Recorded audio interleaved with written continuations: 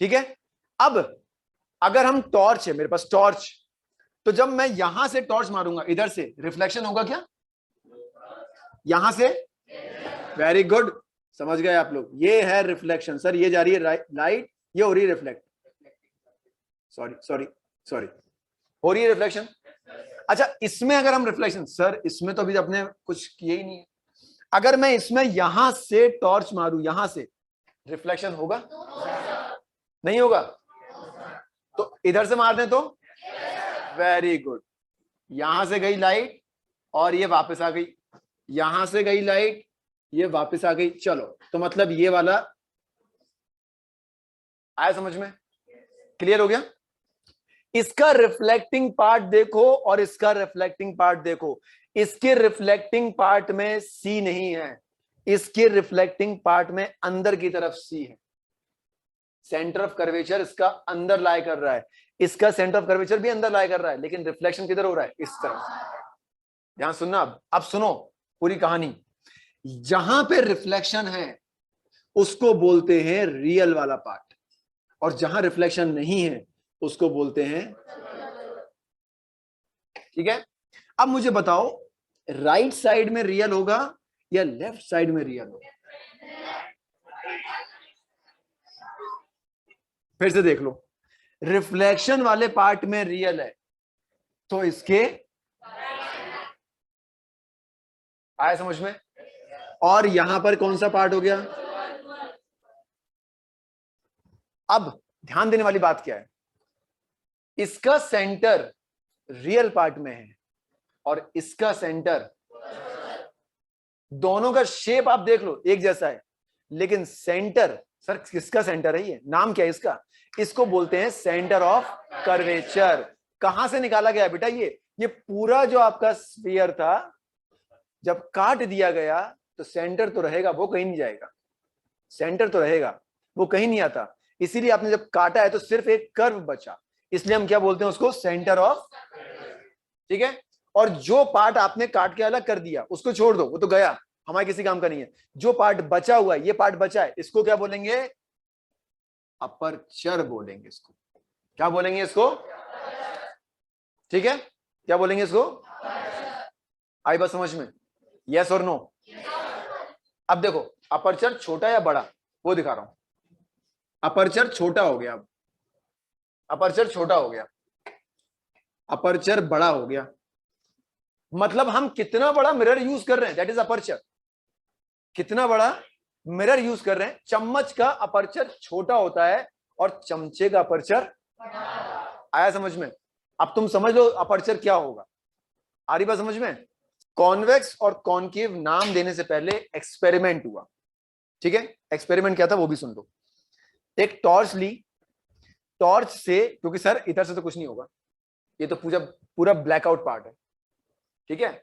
हमने टॉर्च ली, यहां से रोशनी मारी, यहां से रोशनी मारी, तो हम क्या देखते हैं कि जब लाइट जाती है जाती है तो एक जगह पे आके मिल जाती है।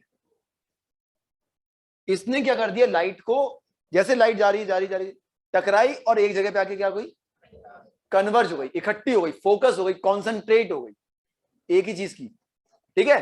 तो हमने इसको बोला सर ये कन्वर्ज कर रहा है, इसलिए इसका नाम हो गया कन्वर्जिंग मिरर। क्या नाम हो गया इसका? क्योंकि इसने लाइट के साथ क्या किया? क्योंकि इसने लाइट को क्या किया? फोकस कर दिया, कन्वर्ज कर दिया, कॉन्सेंट्रेट कर दिया, सब कुछ एक ही चीज है, सबका मालिक एक, वो कौन है? आई बात समझ में? अच्छा अब क्या किया उसके बाद? दूसरा वाला, इस पे जब लाइट डालते हैं तो ये क्या करता है? लाइट को पूरा ऐसा फैला देगा, पूरे में फैला दिया। तो लाइट जब गई, टकराई, पूरे में स्प्रेड हो गई, ठीक है। तो हमने इसको बोल दिया भैया ये क्या कर रहा है? डाइवर्ज कर रहा है। नाम क्या हो गया? कन्वर्जिंग। और बेटा ये प्रॉपर्टी है इसकी, ये क्या है इसकी? आगे हम जब लेंस पढ़ेंगे, हम दोबारा एक्सपेरिमेंट करेंगे लेंस के ऊपर, तब भी हम यही देखेंगे कि कन्वर्ज कौन कर रहा है, और ठीक है। अब कंफ्यूजन उस समय भी हो सकता है ना हो, अच्छी बात है, लेकिन ये चीज याद रखना कि कौन कन्वर्ज कर रहा है और कौन डाइवर्ज कर रहा है। फिर आया नाम देने की बारी। ठीक है, तो इसको क्या बोले, उसको क्या बोले। अब देखो, इसमें जब लाइट जा रही है, ठीक है, तो इसको बोला गया, क्या बोला गया, कॉनकेव। क्यों बोला गया? क्योंकि लाइट जा रही है, सामने गुफा जैसा स्ट्रक्चर है, ठीक है, तो ये गुफा में जैसे लाइट जाती है तो क्या होता है, लाइट पूरे में फैल जाती है। स्प्रेड तो इसमें हो रही थी, ठीक है, लेकिन इसको क्या कर रही है, पूरा एनलाइट कर दे रही है। आई बात समझ में? इसलिए इसको क्या बोला गया, कॉनकेव। ठीक, और इसका बल्जिंग पार्ट बाहर है, इसलिए इसको क्या बोला गया। ये है स्पेलिंग। बहुत सारे लोग वही लिख देते हैं, इसलिए मैं लिख दिया था कि वो नहीं है कॉन्वैक्स, इट इज कॉन्वेक्स। ठीक है, समझ में आ गई बात। ये कौन सा है, ये क्या है, कॉनकेव मिरर क्या करता है, कॉन्वेक्स मिरर क्या करता है। आई बात समझ में? इसके रियल पार्ट में सी लाई करता है, इसके वर्चुअल पार्ट में सी लाई करता है। आई बात समझ में?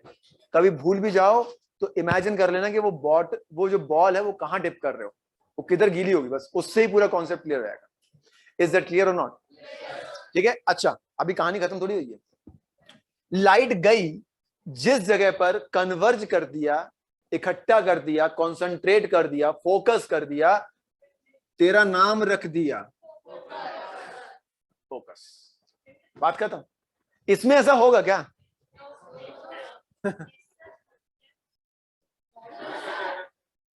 कौन दीदी बोली?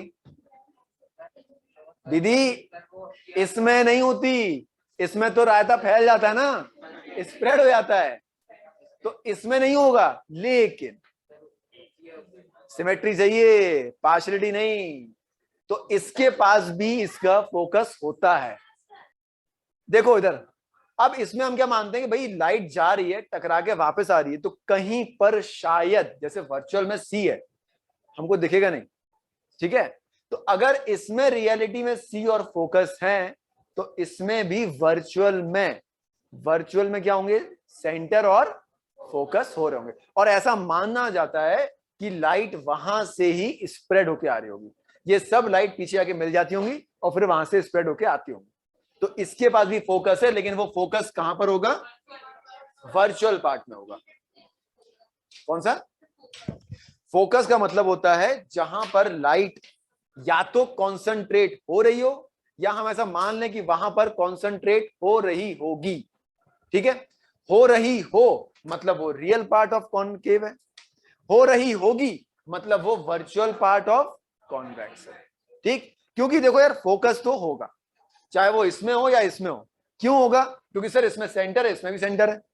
अब इसमें जब लाइट जा रही है तो और डाइवर्ज हो रही है ना, तो कोई एक कॉमन पॉइंट होगा ना, जब जहां पर वो सब मिलती होंगी पीछे की तरफ। इसीलिए यहां पर वर्चुअल पार्ट में फोकस को माना गया है, एज्यूम किया गया है। ठीक है, और इसमें तो एक्सपेरिमेंट ही बोल रहा है कि हाँ भाई है, तभी तो इसका नाम क्या है, कन्वर्जिंग, क्योंकि ये कर रहा है वो काम। आई बात समझ में? यस और no? If this distance is 5 centimetre, suppose that, ठीक है, it should be 2.5, just half. ठीक है ना, देख लो, ठीक है, ड्रॉन। अब यहां पर देखो, ये है मिरर, इसके सेंटर पार्ट को बोलते हैं पोल। ठीक, ये लिखा है pole of the mirror, P. जब भी हम लोग मेजरमेंट करेंगे ना, हमेशा पोल से करेंगे, हमेशा। कुछ भी मेजर करना है, focal length, centre of curvature, object distance, image distance, सब पोल से। पोल इज द रेफरेंस पॉइंट, आप ये कह सकते हो। ठीक है, और इसमें भी ये वाला जो पॉइंट रहेगा, ये क्या रहेगा आपका, pole. Pole is the centre of the mirror. Mirror का सेंटर पोल है, कर्वेचर का सेंटर सेंटर ऑफ कर्वेचर, याद रखना। ठीक है ना, मिरर का सेंटर क्या है, कर्वेचर का क्या है, सेंटर ऑफ कर्वेचर। ठीक, रेडियस, सर्किल का जो रेडियस होता है, सर्किल के ऊपर वो कितने डिग्री का एंगल बनाता है? ऑलवेज। तो ये जो है ना सेंटर, सेंटर देख लो यहां पर, सेंटर से लेकर ये डिस्टेंस भी आपका रेडियस के बराबर ही है, ठीक है, बताया था मैंने अभी। तो ये डिस्टेंस हो गया आपका रेडियस ऑफ कर्वेचर, इसको मार्क कर लेना आप चाहो तो। This is R which is equal to radius of curvature. Centre से लेकर पोल तक के डिस्टेंस को बोलते हैं रेडियस ऑफ कर्वेचर, इधर भी और यहां पर भी। ये डिस्टेंस आपका आर हो गया, रेडियस ऑफ कर्वेचर। सेंटर से लेकर पोल तक का distance is known as radius of curvature. Irrespective कि वो कहां लाई कर रहा है, रियल में है कि वर्चुअल में, उससे हमें कोई फर्क नहीं पड़ता। फर्क पड़ता है कि सेंटर से लेकर पोल तक का डिस्टेंस क्या है, तो आंसर है रेडियस ऑफ कर्वेचर। फोकस से लेकर पोल तक का डिस्टेंस फोकल लेंथ बोलते हैं इसको। क्या बोलेंगे? सेम यहां पर भी ये आपकी क्या हो जाएगी? Focal length. फोकस से लेकर पोल तक का distance, distance between pole and focus is known as focal length.